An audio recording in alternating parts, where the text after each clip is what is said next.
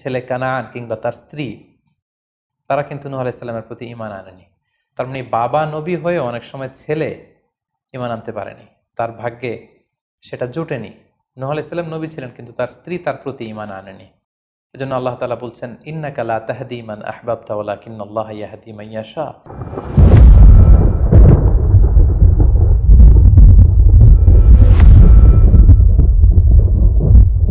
আসসালামু আলাইকুম ওয়া রাহমাতুল্লাহি ওয়া বারাকাতুহু। নাহমাদুহু ওয়া নুসাল্লি আলা রাসূলিহিল কারীম। আম্মা বা'দু ফাআউযু বিল্লাহি মিনাশ শাইতানির রাজীম। বিসমিল্লাহির রহমানির রহিম। নূহ আলাইহিস সালাম আউয়ালু রাসূলিন বুইসা ইলা আহলিল আরদ। সাইয়েদনা আদম আলাইহিস সালাম এবং ইদ্রিস আলাইহিস সালামের পরে আল্লাহ তাআলা নূহ আলাইহিস সালামকে পৃথিবীর সর্বপ্রথম রাসূল করে এই পৃথিবীতে প্রেরণ করেছেন। এবং আল্লাহ তাআলা ওনাকে বলেছেন আবদান শাকুরা, মানে হচ্ছে অ্যান অবিডিয়েন্ট সার্ভেন্ট অফ আল্লাহ। আল্লাহ তাআলার একজন কৃতজ্ঞ বান্দা হিসেবে আল্লাহ তাআলা কালামুল্লাহ মাজিদে নূহ আলাইহিস সালামকে এই উপাধি দিয়েছিলেন। পাশাপাশি তিনি হচ্ছেন উলুল আজমি মিনার রসুল, অর্থাৎ 5 জন নবীকে আল্লাহ তাআলা কুরআনুল কারীমে দৃঢ় প্রত্যয়ী বা দৃঢ়চেতা রাসূল হিসেবে ঘোষণা করেছেন। নূহ আলাইহিস সালাম হচ্ছেন তাদের মধ্য থেকে অন্যতম। সাউদার্ন ইরাকের একটি শহরে, যেটি কুফা শহরের নিকটবর্তী একটি শহর, এমন একটি শহরে আল্লাহ তাআলা নূহ আলাইহিস সালামকে নবী হিসেবে প্রেরণ করেছিলেন। সাইয়েদনা আদম আলাইহিস সালাম থেকে শুরু করে নূহ আলাইহিস সালাম পর্যন্ত টানা 1000 বছর পর্যন্ত পৃথিবীতে শিরকের সূচনা বা উৎপত্তি হয়নি। বেসিকলি নূহ আলাইহিস সালামের জামানাতেই এই পৃথিবীতে সর্বপ্রথম শিরকের সূচনা হয়েছিল। ইবলিস শয়তান সর্বপ্রথম নূহ আলাইহিস সালামের জামানার যে কওমের লোকেরা, তাদের কাছে শিরকের ইন্ট্রোডিউস করেছিল। তাদের সময়ে 5 জন আল্লাহওয়ালা ব্যক্তি ছিল। তাদের ইন্তেকালের পরে শয়তান সেই জনগোষ্ঠীর লোকদের কাছে এসে বলল, তোমরা এই সমস্ত কি ইবাদত করছো? তোমাদের পূর্বপুরুষেরা যেমনভাবে আল্লাহ তাআলার কাছে ইবাদত করে নিজেদেরকে সঁপে দিয়েছিল, তার সামনে তো তোমাদের ইবাদত কিছুই নয়। তোমরা একটা কাজ করো, তোমাদের 5 জন আধ্যাত্মিক পুরুষ বা আল্লাহর প্রিয় বান্দাদের 5টি মূর্তি তৈরি করে তোমরা তোমাদের ইবাদতগাহের পাশে রাখো। ফলে তাদের চেহারা দেখলে তাদের বেশি বেশি ইবাদতের কথা তোমাদের স্মরণ হবে এবং তোমরা আল্লাহ তাআলার ইবাদত করার ব্যাপারে বেশি আগ্রহী হবে। তারা এই শয়তানের মুখরোচক চমৎকার এই কথা শুনে তাদের শ্রেষ্ঠ 5 জন সন্তান বা আল্লাহওয়ালা 5 জন ব্যক্তির 5টি মূর্তি তৈরি করে তাদের ইবাদত গাহের ভেতরে তারা স্থাপন করলো। এবং আসলেই তারা যখন এই 5 জন ব্যক্তিদের মূর্তির দিকে তাকাতো, তাদের আল্লাহ তাআলার ইবাদতের কথা তাদের স্মরণ হতো, ফলে তারা আল্লাহ তাআলার বেশি বেশি ইবাদত করতে লাগলো। এই জেনারেশন এভাবেই বেশি বেশি আল্লাহ তাআলার ইবাদতের মধ্য দিয়ে তারা পার করতে লাগলো। কিন্তু পরবর্তী জেনারেশন যখন আসলো, শয়তান তাদের কাছে এমনভাবে কুমন্ত্রণা বা টেম্পটেশন দিল, ফলে ওই প্রজন্ম তারা আল্লাহ তাআলার এক আল্লাহর ইবাদতকে ভুলে গিয়ে এই 5 জন শ্রেষ্ঠ আল্লাহর ওয়ালির মূর্তির সামনে দাঁড়িয়ে সেখানেই তারা মানত করতে শুরু করলো এবং এক আল্লাহর ইবাদত বাদ দিয়ে সেই মূর্তিগুলোর ইবাদত শুরু করে দিল। এভাবেই সাইয়েদনা নূহ আলাইহিস সালামের জামানাতে সর্বপ্রথম শিরকের সূচনা হয়। পবিত্র কালামুল্লাহ মাজিদে আল্লাহ তাআলা এই ঘটনাটি এভাবে উল্লেখ করেছেন যে নূহ আলাইহিস সালামের জামানায় যারা নেতৃত্ব স্থানীয় ছিল, তারা সাধারণ লোকদেরকে উদ্দেশ্য করে বলতো, ওয়াকালু লা তাযারুন্না আলিহাতাকুম ওয়ালা তাযারুন্না ওয়াদ্দাম ওয়ালা সুওয়াআ ওয়ালা ইয়াগুসা ওয়া ইয়াউকা ওয়া নাসরা। অর্থাৎ আমাদের যে 5 জন বিখ্যাত ব্যক্তি, তাদের নাম ছিল ওয়াদ্দান, সুওয়াআন, ইয়াগুস, ইয়াউক এবং নাসর। তোমরা এদের ইবাদত ছেড়ে দিও না, বরং তোমরা এদের উপাসনা করতে থাকো। ফলে এই আয়াত প্রমাণ করে যে নূহ আলাইহিস সালামের জামানাতে সর্বপ্রথম শিরকের উৎপত্তি হয়েছিল। কিন্তু নূহ আলাইহিস সালাম তার জাতিগোষ্ঠীর কাছে এক আল্লাহর দাওয়াত দিয়ে যেতে লাগলেন। তিনি বলতে আরম্ভ করলেন, ইয়া কওমি আবুদুল্লাহ মা লাকুম মিন ইলাহিন গায়রুহু আফালা তাত্তাকুন। হে আমার জাতিগোষ্ঠীর লোকেরা, হে আমার জনগোষ্ঠীর লোকেরা, তোমাদের কি হলো? তোমরা কেন এক আল্লাহর ইবাদত করছো না? তোমরা কি আল্লাহকে ভয় পাও না? এবং তিনি বললেন যে আল্লাহ তাআলা আমাকে তার বাণীবাহক হিসেবে, প্রেরিত রাসূল হিসেবে তোমাদের কাছে পাঠিয়েছেন। এই যে আমি তোমাদেরকে তাওহীদের বা এক আল্লাহর ইবাদতের দিকে দাওয়াত দিচ্ছি, এজন্য তো আমি কোনো পারিশ্রমিক তোমাদের কাছে চাচ্ছি না, বরং তোমরা যেভাবে শিরক করে যাচ্ছ, এক আল্লাহ ছাড়া মূর্তির পূজা করে যাচ্ছ, ইন্নী আখাফু আলাইকুম আযাব ইয়াউমিন আযীম, আমি তোমাদের উপর কঠিনতম আযাব আসার আশঙ্কা করছি। সো তোমরা শিরক ছেড়ে দিয়ে, মূর্তি পূজা ছেড়ে দিয়ে, পৌত্তলিকতা ছেড়ে দিয়ে এক আল্লাহ তাআলার ইবাদতের দিকে ফিরে আসো। নূহ আলাইহিস সালাম যখন তার জাতিগোষ্ঠীর লোকদের কাছে তাওহীদের দাওয়াত বা এক আল্লাহর ইবাদতের দাওয়াত দেয়া শুরু করলেন, তার জাতির লোকেরা, তার কওমের লোকেরা নানা ধরনের টাল বাহানা, অজুহাত এবং বিভিন্ন ধরনের যুক্তি তারা স্থাপন করতে শুরু করলো। তাদের প্রথম যুক্তি ছিল যে, হে নূহ, কেন আমরা তোমার দাওয়াতে সাড়া দেব? কারণ সমাজের নিম্ন শ্রেণীর লোকেরা হচ্ছে তোমার অনুসারী। আরাযিলুনা বাদিয়ার রাই ওমা নারাকা ইত্তাবাআকা ইল্লাল্লাযীনা হুম আরাযিলুনা বাদিয়ার রাই। কারণ আমরা দেখতে পাচ্ছি সমাজের লো ক্লাসের যারা লোকজন, নিম্ন শ্রেণীর লোকজন, নিম্ন পেশার লোকজন, এরাই হচ্ছে তোমার ফলোয়ার। তোমরা আগে এই সমস্ত লোকদেরকে তোমার আশপাশ থেকে সরাও, তখন আমরা তোমার এ দাওয়াতকে গ্রহণ করব। তাদের আরও একটি যুক্তি ছিল যে, তুমি এই নিম্ন শ্রেণীর লোকদেরকে নিয়ে সমাজে ইনফ্লুয়েন্সিয়াল হতে চাচ্ছ। ইয়াতাফাদ্দালু আলাইকুম, এই নূহ হচ্ছে জেলে সমাজ, কৃষক সমাজ, এই সমস্ত নিম্ন শ্রেণীর লোকদেরকে নিয়ে এই সমাজের মধ্যে একটা ইনফ্লুয়েন্স ক্রিয়েট করে সে আমাদের উপর সুপিরিয়র হতে চাইছে। এটা ছিল তাদের আরেকটা যুক্তি।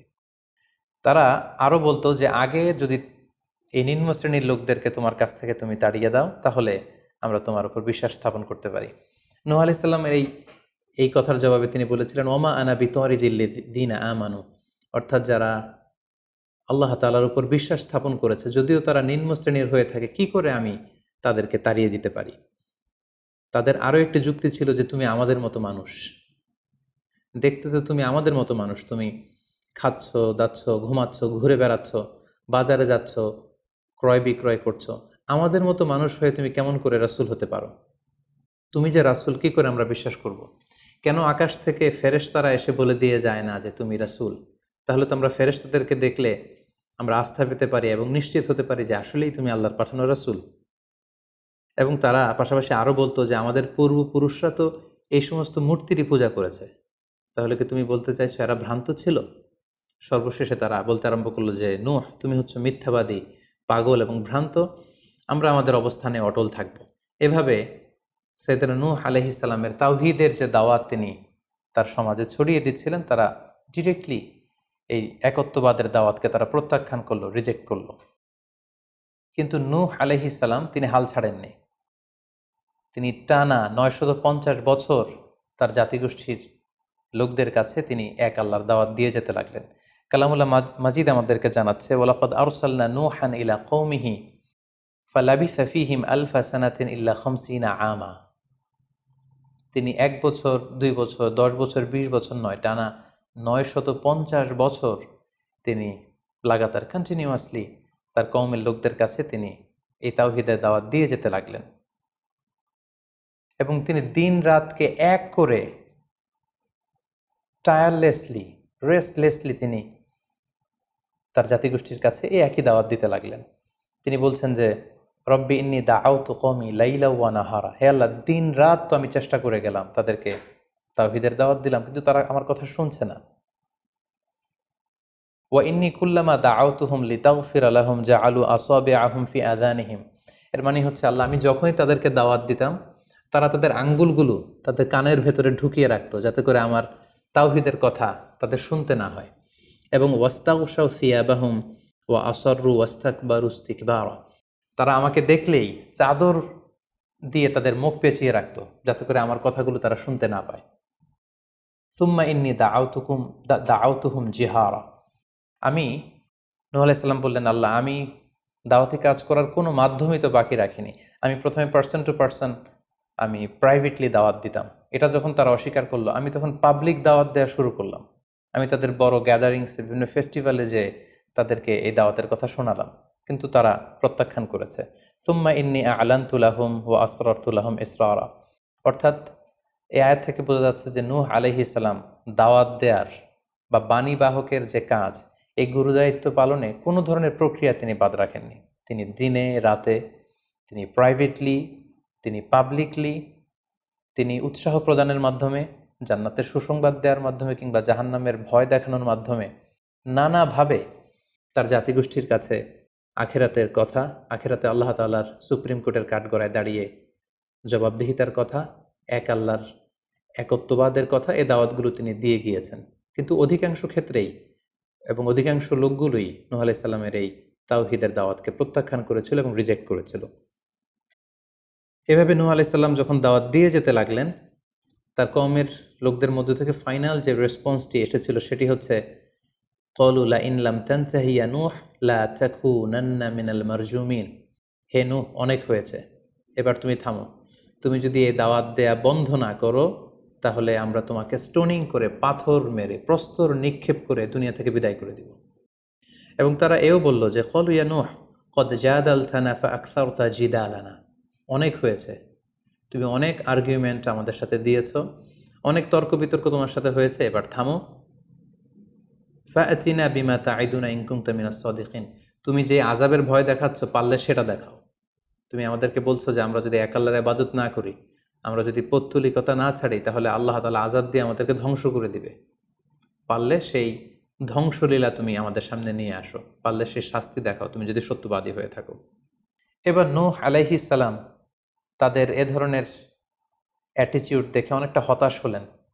তিনি তাদের কাছে কোনো প্রতিদান চাইছেন না, তাদের কল্যাণের জন্যই, তাদেরকে জাহান্নামের আগুন থেকে বাঁচার জন্যই তিনি 950 বছর ডেডিকেট করে দিলেন তাদের দাওয়াতি কাজে। কিন্তু তারা যখন এই দাওয়াতি কাজে সাড়া দিচ্ছে না, অবশেষে হতাশ হয়ে নূহ আলাইহিস সালাম আল্লাহকে দোয়া করলেন, আল্লাহ ফাফতাহ বাইনি ওয়া বাইনাহুম ফাতহান।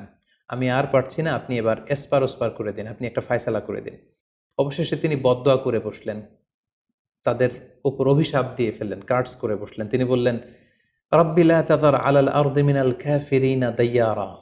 হে আল্লাহ, আপনি এমন আযাব পাঠান, আযাব দিয়ে আপনি কাফিরদের আন্ডা বাচ্চা কাউকে আপনি অবশিষ্ট রাখবেন না। পুরো কাফির সমাজ, মুশরিক সমাজকে আপনি আযাব দিয়ে ধ্বংস করে দেন। যদি আপনি তাদেরকে বাঁচিয়ে রাখেন, তাহলে তারা বিশ্বাসীদেরকেও সংক্রামিত করবে এবং তাদের অনাগত প্রজন্ম তারা পাপাচারী হয়ে এই পৃথিবীতে তারা ফাসাদ সৃষ্টি করবে। নূহ আলাইহিস সালাম যখন এরকম বদদোয়া করলেন, আল্লাহ তাআলা নূহ আলাইহিস সালামের এই অভিশাপ বা বদদোয়াকে কবুল করলেন এবং তিনি নূহ আলাইহিস সালামকে জানিয়ে দিলেন, নূহ, তোমার কথা মতো আমি এবার এটার একটা শেষ দেখে ছাড়বো এবং আমি পৃথিবীতে আযাব পাঠাবো। সে আযাবটি হচ্ছে ভয়ঙ্কর ধরনের বন্যা হয়ে যাবে গোটা পৃথিবীতে, মহাপ্লাবন ঘটবে। সো সে প্লাবন থেকে বাঁচার জন্য ওয়াসনাইল ফুলকা বিআইউনিনা ওয়া ওয়াহিনা, অর্থাৎ হে নূহ, তুমি আমার গাইডেন্স বা আমার পাঠানো দিক নির্দেশনা অনুযায়ী তুমি বিশাল একটি নৌকা বানাও বা কিস্তি বানাও বা বিশাল একটি জলতরী বা নৌযান বানাও, যাতে করে এই মহাপ্লাবন থেকে বাঁচার জন্য তুমি বিশ্বাসীদেরকে নিয়ে এই নৌযানে, এই কিস্তিতে, জাহাজে বা এই জলতরীতে, এই নৌকাতে তোমরা আশ্রয় নিতে পারো। আল্লাহ তাআলার পক্ষ থেকে এই আদেশ যখন আসলো, সাইয়েদনা নূহ আলাইহিস সালাম বিশ্বাসীদেরকে নিয়ে বিশাল এক জলতরী বা নৌকা বা বিশাল এক জাহাজ তিনি তৈরি করলেন। নূহ আলাইহিস সালামের কওমের মুশরিক লোকেরা যখন এই জাহাজ বা নৌকা বানাতে দেখলো, তারা হাসাহাসি শুরু করে দিল। কোরআন বলছে, ওয়া কুল্লামা মাররা আলাইহি মালাউম মিন কওমিহি সাখিরু মিন। তারা যখনই নৌকা বানানো, এই কিস্তি বানানো, এই বিশাল জলতরী বানাতে দেখলো, তারা ঠাট্টা বিদ্রুপ করলো। তারা বলল, নূহ, এই মরুভূমির মাঝখানে কোথায় তুমি এই নৌকা চড়াবে? তোমরা যেহেতু নৌকা বানাচ্ছ, পারলে একটা সাগরও বানিয়ে নাও, যাতে করে তোমাদের এই নৌকাকে, এই জাহাজকে তোমরা ভাসাতে পারো। সাইয়েদনা নূহ আলাইহিস সালাম এবং বিশ্বাসীরা আল্লাহ তাআলার উপর অটল থেকে আল্লাহ তাআলার দেয়া দিক নির্দেশনা অনুযায়ী তারা বিশাল নৌকা তৈরি করে ফেললেন। এ পর্যায়ে আল্লাহ তাআলা নূহ আলাইহিস সালামকে জানালেন যে, মহাপ্লাবনের জন্য নূহ তুমি অপেক্ষা করতে থাকো এবং এই প্লাবনটা হবে 40 দিন লম্বা, 40 days long, and the entire wall will be drastically flooded.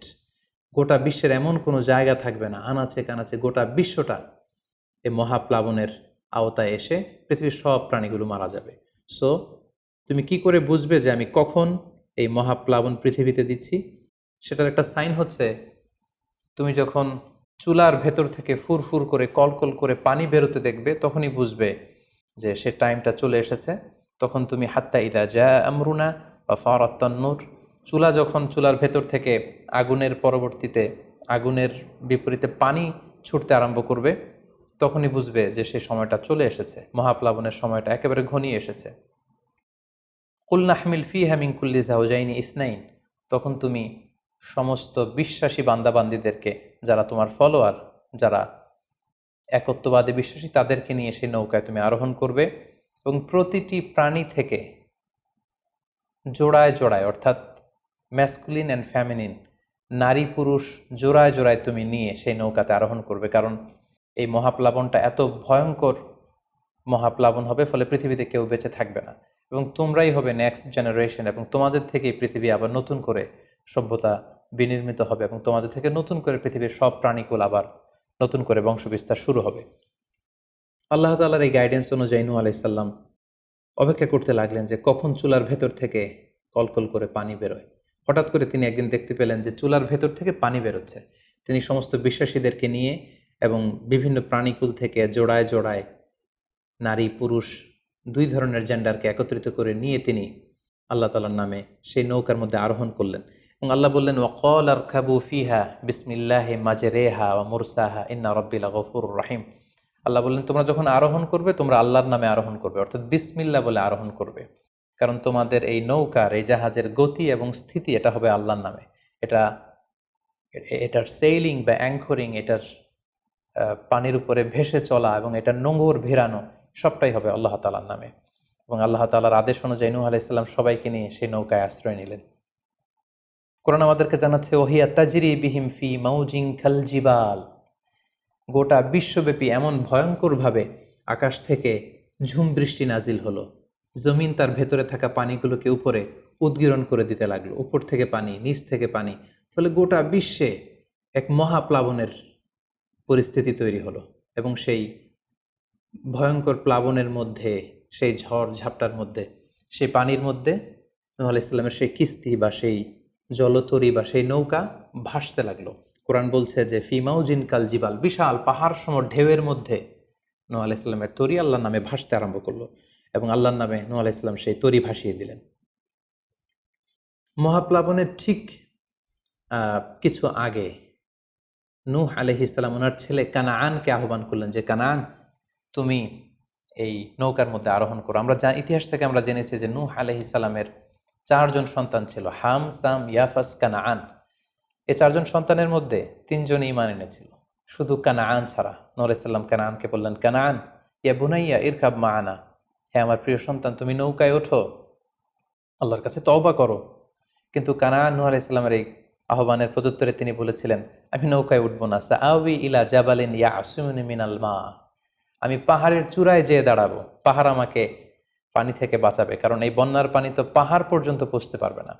নূহ আলাইহিস সালাম বললেন, ক্বালা লা আসিমাল ইয়াউমা মিন আমরিল্লাহ ইল্লা মার রাহিম, হে কানাআন, আজকে আল্লাহর এই গজব থেকে, এই আযাব থেকে, এই মহাপ্লাবন থেকে বাঁচানোর কেউ নাই, কেউ তোমাকে বাঁচাতে পারবে না। পাহাড় তোমাকে আজকে সুরক্ষা দিতে পারবে না, বাঁচাতে পারবে না, আজকে বাঁচানোর কেউ নেই, তুমি তাড়াতাড়ি উঠে আসো এখানে। কিন্তু নূহ আলাইহিস সালামের ছেলে কানাআন অস্বীকৃতি জ্ঞাপন করলো। কোরআন বলছে, ওয়াহালা বাইনাহুমাল মাউজু ফাকানা মিনাল মুগরাকিন, বাবা আর ছেলের মধ্যে যখন এ ধরনের কথা চলছিল, হঠাৎ করে বিশাল এক সাগরের ঢেউয়ের ধাক্কা এসে নূহ আলাইহিস সালামের সন্তান কানাআনকে পানির মধ্যে ডুবিয়ে দিল। তাহলে এই আয়াত থেকে বুঝলাম কানাআন যারা ডুবে গিয়েছিল তাদের অন্তর্ভুক্ত হয়েছিল। এবং মজার ব্যাপার হচ্ছে, নূহ আলাইহিস সালামের স্ত্রীও এই মহাপ্লাবন থেকে বাঁচতে পারেনি। সেও ঈমান না আনার কারণে যারা ধ্বংস হয়েছিল, যাদের সলিল সমাধি হয়েছিল মহাপ্লাবনের পানির মধ্যে, নূহ আলাইহিস সালামের স্ত্রীও সেখানে নিহত হয়েছেন। এখন একটি প্রশ্ন এসে দাঁড়ায়, সেটি হচ্ছে যে এটা কি একটা গ্লোবাল ডিজাস্টার ছিল কিনা? এটা কি ইরাকের সেই সাউদার্ন পার্টেই শুধু এই বন্যাটা হয়েছিল, না গোটা বিশ্বব্যাপী হয়েছিল? এ নিয়ে ঐতিহাসিকদের মধ্যে অনেক ধরনের মতামত পাওয়া যায়। তবে একটা বড় সংখ্যক ঐতিহাসিক মুআররিখুন তারা বলেছেন যে ইট ওয়াজ এ গ্লোবাল ডিজাস্টার। এই ফ্লাড, এই বন্যাটা ছিল গোটা বিশ্বব্যাপী।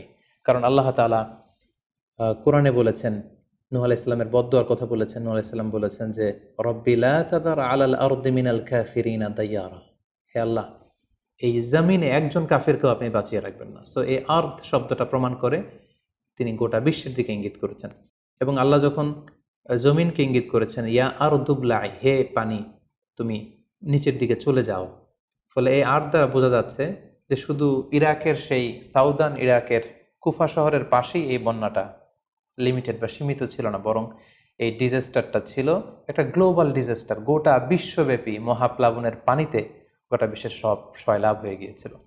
40 দিন এই বন্যাটা কন্টিনিউ করেছে এবং 40 দিনের এই সময়ে মহাপ্লাবনে যত কাফির মুশরিক এবং নূহ আলাইহিস সালামের সময়কালের যত মুশরিক এবং অবাধ্য লোকেরা ছিল সবাইকে আল্লাহ তাআলা এই বন্যার মাধ্যমে ধ্বংস করেছেন। 40 দিন পর আল্লাহ তাআলা আদেশ করলেন, ইয়া আরদু বুলাঈ মাআকি ওয়া ইয়া সামাউ আকলিঈ, অর্থাৎ হে আকাশ তুমি বৃষ্টি বর্ষণ করা এবার স্টপ করো, এবার বন্ধ করো। এবং জমিনকে বললেন, জমিন তুমি যে মাটির ভেতর থেকে পানি বের করছিলে, এই পানি বের করা বন্ধ করে তুমি ভূপৃষ্ঠের উপরে থাকা পানিগুলোকে গিলে ফেলো।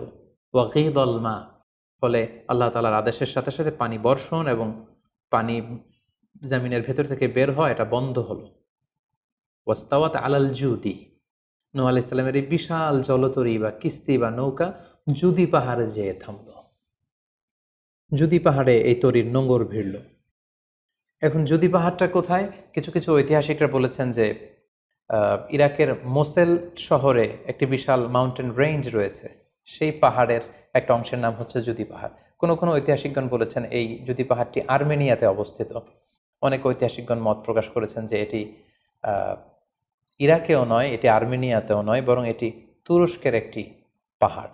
এবং তারা বিশাল বড় একটি নৌকার খণ্ড দিয়ে ঐতিহাসিকভাবে অনেকেই প্রমাণ করতে চেয়েছেন যে নূহ আলাইহিস সালামের সেই কিস্তির কিছু অংশ আজও সেই পাহাড়ের মধ্যে রয়ে গিয়েছে।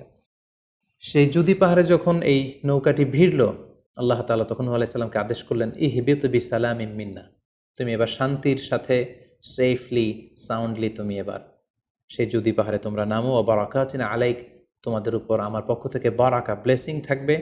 ও আলা উমামিম মিম্মান মাআক, এবং তোমার সাথে যারাই আছে সবার জন্য আমার পক্ষ থেকে ব্লেসিং থাকবে।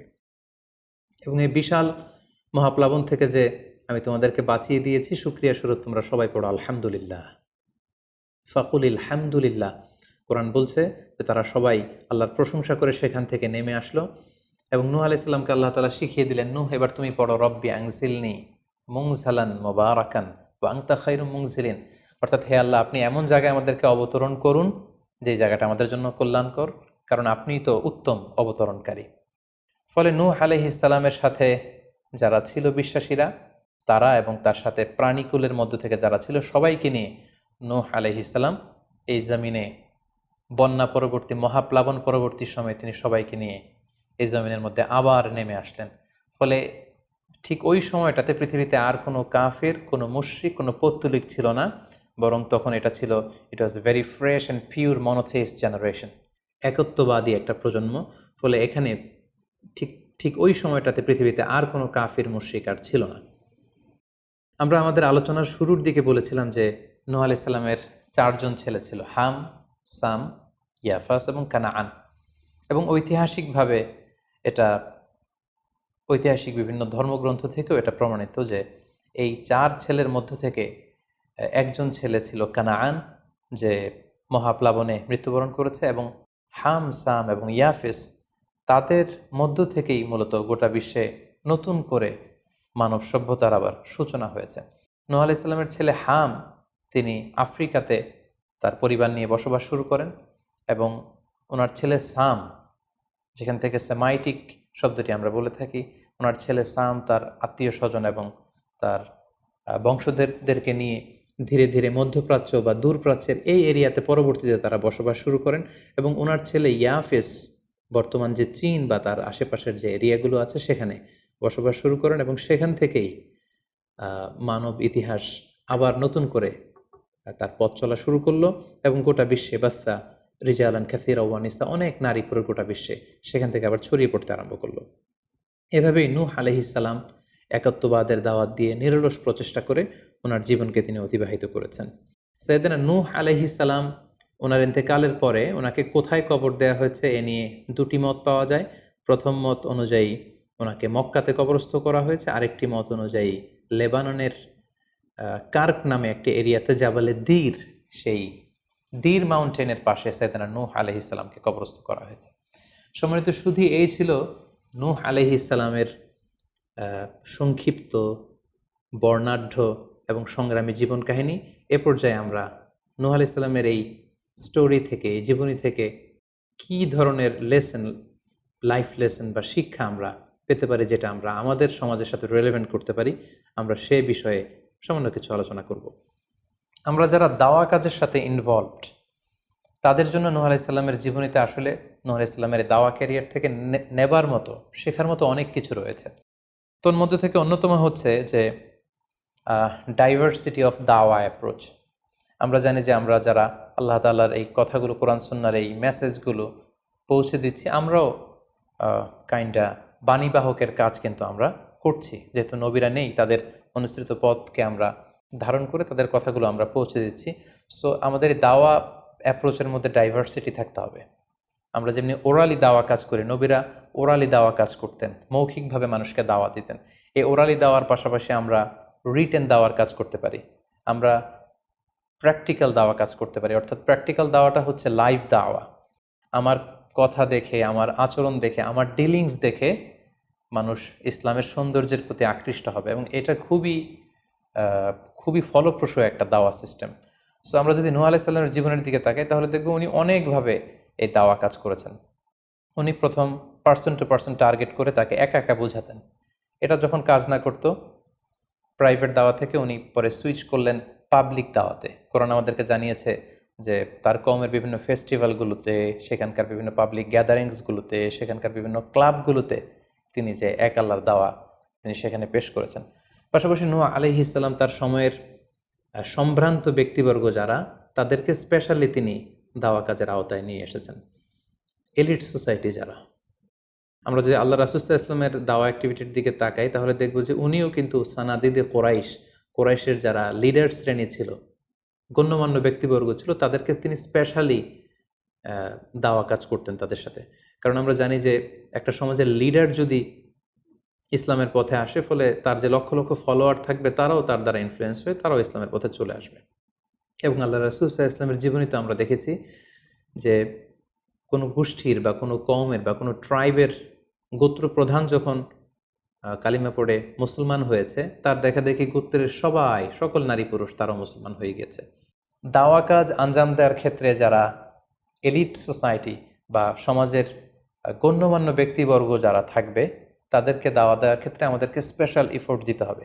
কারণ তাদেরকে যদি আমরা ইসলামের পক্ষে, সত্যের পক্ষে কনভিন্সড করতে পারি, ফলে তারা সমাজের আরও অনেক লোককে ইনফ্লুয়েন্স করে ইসলামের সুশীতল বাণীর ভেতরে নিয়ে আসতে পারবে। তো এর মানে এই নয় যারা নিম্ন শ্রেণীর বা যারা সমাজের মধ্যবিত্ত বা নিম্ন মধ্যবিত্ত যে ফ্যামিলিগুলো রয়েছে বা যে সমস্ত লোকজন রয়েছে, তাদেরকে আমরা গুরুত্ব দিব না, ব্যাপারটি এমন নয়। বরং নূহ আলাইহিস সালামের ঘটনা থেকে আমরা বুঝতে পারছি যে একটা হচ্ছে মাস পিপুলদের জন্য দাওয়া, আর একটি হচ্ছে যারা সমাজের উচ্চ শ্রেণী, তাদের জন্য স্পেশালি কিছু টাইম স্পেন্ড করা, তাদেরকে আলাদাভাবে দাওয়া দেওয়া, এবং অথবা তাদের উপযোগী করে দাওয়া অ্যাক্টিভিটি তাদের কাছে যদি আমরা প্রেজেন্টেশন করতে পারি, তাহলে নিঃসন্দেহে তারাও ইসলামের সৌন্দর্যের দ্বারা আকৃষ্ট হবে। নূহ আলাইহিস সালামের এই জীবন কাহিনী থেকে আমরা আরও একটি বিষয় শিখতে পারি, সেটি হচ্ছে দাওয়া কাজে কখনো হতাশ হওয়া যাবে না, নিরাশ হওয়া যাবে না, এবং হাল ছাড়া যাবে না, বরং ভরসা রাখতে হবে আল্লাহর উপর। কারণ আমরা কয় বছর দাওয়া কাজ করে যাচ্ছি, আমরা কতটুকু এফোর্ট দিয়েছি, আমরা কতটুকু টাইম স্পেন্ড করেছি, আমরা কতটুকু স্যাক্রিফাইস করেছি। আমরা যদি নূহ আলাইহিস সালামের জীবনের দিকে তাকাই, তাহলে দেখব যে তিনি টানা 950 বছর টানা লাগাতার তিনি তার জাতিগোষ্ঠীর কাছে দাওয়াতি কাজ করেছেন, কিন্তু তিনি নিরাশ হননি, হতাশ হননি, হাল ছেড়ে দেননি, তিনি ভরসা রেখেছিলেন আল্লাহ তাআলার উপর। সো আমরা যারা দাওয়া কাজ করছি, আমরা ইনস্ট্যান্ট ফলাফলের জন্য যেন বসে না থাকি, আমরা আমাদের দায়িত্বটুকু পালন করব। নূহ আলাইহিস সালামের এই স্টোরি থেকে আমরা আরও একটি বিষয় শিখতে পারি, সেটা হচ্ছে আমাদের কাজ হচ্ছে ইফোর্ট দেয়া, বাট এটার কমপ্লিশন, এটার রেজাল্ট আসবে আল্লাহ তাআলার পক্ষ থেকে। আরবিতে বলা হয় যে আস-সা'য়ু মিন্না ওয়াল ইতমামু মিনাল্লাহ, প্রচেষ্টা করার মালিক আমরা, সফলতা দেওয়ার মালিক হচ্ছেন আল্লাহ। আমি অনেক দাওয়াতি কাজ করছি, কিন্তু আমার দাওয়াতি কাজে কেউ সাড়া দিচ্ছে না, কেউ রেসপন্স করছে না, আমার দাওয়াতি কাজে কেউ ইসলামের প্রতি আকৃষ্ট হচ্ছে না, ইট ডাজন্ট মিন দ্যাট আমি একজন ব্যর্থ দায়ী, না, এটা কখনোই না। বরং আমি সিনসিয়ারিটির সাথে আমার সর্বোচ্চ প্রচেষ্টাটুকুন আমি করছি কিনা, সেটাই হচ্ছে দেখার বিষয়। আমার কত ফলোয়ার, আমার ডাকে কত মানুষ সাড়া দিল, এটা দেখার বিষয় না, বরং আমি আমার রোলটা প্লে করতে পারছি কিনা সিনসিয়ারিটির সাথে, এটা হচ্ছে দেখার বিষয়। এর কারণ হচ্ছে আল্লাহর হাবিব সাল্লাল্লাহু আলাইহি ওয়াসাল্লাম বলেছেন, কিয়ামতের দিন অনেক নবী দাঁড়াবে যাদের ফলোয়ার হচ্ছে হাতে গোনা অল্প কয়েকজন, মানে অল্প কয়েকজন ঈমান এনেছিল। পৃথিবীতে অনেক নবী ছিল, তারা কিয়ামতের দিন দাঁড়াবে, তার বিশ্বাসী উম্মতের সংখ্যা হচ্ছে মাত্র 2 জন। পৃথিবীতে এরকম অনেক নবী ছিল, কিয়ামতের দিন তিনি দাঁড়াবেন, তার উপর বিশ্বাস এনেছিল মাত্র একজন, মানে নবীও একজন, তার প্রতি ঈমানও এনেছে মাত্র একজন। এমনও অনেক নবী কিয়ামতের দিন আল্লাহ তাআলার দরবারে দাঁড়াবে যেই নবীর কোনো ফলোয়ার নাই, যেই নবীর কোনো বিশ্বাসী উম্মত নাই, অর্থাৎ নবী শুধু একা, তার সারা জীবনের দাওয়া কাজে কেউ তার ডাকে সাড়া দেয়নি। তার মানে কি তিনি ব্যর্থ? নেভার, কখনো না। তিনি তার দায়িত্বটুকুন পালন করেছেন, এজন্য তিনি আল্লাহ তাআলার দরবারে তিনি সফল। সো কে আপনার ডাকে সাড়া দিবে, কে ইসলামের পথে আসবে, এটা আমাদের দেখার বিষয় না। আমাদের দেখার বিষয় হচ্ছে আমরা আমাদের দায়িত্বটুকুন পালন করেছি কিনা, আমরা কোরআনের, ইসলামের সুন্দর বিউটিফুল মেসেজগুলো আমরা পৌঁছে দিতে পেরেছি কিনা। That should be hour concern, সেটাই হচ্ছে আমাদের দায়িত্ব। সূরা হুদে নূহ আলাইহিস সালামের ফলোয়ার কত ছিল এ ব্যাপারে আমরা জানতে পারি। আল্লাহ তাআলা বলছেন, ওয়ামা আহমানা মাআহু ইল্লা কালিল, মানে নূহ আলাইহিস সালামের জাতিগোষ্ঠীর হাতে গোনা অল্প কিছু লোক ছাড়া তার প্রতি অন্যান্যরা ঈমান আনেনি। এই অল্প কিছু লোক, তাদের সংখ্যা কত? তাফসির ইবনে কাসিরে এসেছে, সাইয়েদনা ইবনে আব্বাস বলেন যে কানু সামানিনা নাফসান মিনহুম নিসাউহুম, নারী পুরুষ মিলিয়ে 80 জন। Could you imagine that? 950 বছরের দাওয়াতি ক্যারিয়ারে ওনার উপর ঈমান এনেছে মাত্র 80 জন। তার মানে প্রতি 100 বছরে অন অ্যান অ্যাভারেজ 10 জন ওনার উপর ঈমান আনেনি। কিন্তু উনি হচ্ছেন উলুল আজমি মিনার রুসুল, এই মহাবিশ্বের 5 জন শ্রেষ্ঠতম নবীদের মধ্য থেকে তিনি হচ্ছেন অন্যতম। সো আমাদেরকে দেখতে হবে আমরা আমাদের দায়িত্বটুকুন পালন করছি কিনা, কতজন আমাদের ডাকে সাড়া দিল, কতজন আমাদের ফলোয়ার হলো, কতজন ইসলামের পথে আসলো কে আসলো না, সেটা আল্লাহ তাআলা নির্ধারণ করবেন। নূহ আলাইহিস সালামের জীবনী থেকে আমরা আরও যে শিক্ষাটি পাই, এবং এটি খুবই গুরুত্বপূর্ণ একটি লেসন, সেটা হচ্ছে হিদায়া অনলি বিলংস টু আল্লাহ। হেদায়েত দেওয়ার মালিক হচ্ছেন আল্লাহ। Canaan and the wife of Nuh for example, যেমন নূহ আলাইহিস সালামের ছেলে কানাআন কিংবা তার স্ত্রী, তারা কিন্তু নূহ আলাইহিস সালামের প্রতি ঈমান আনেনি। তার মানে বাবা নবী হয়ে অনেক সময় ছেলে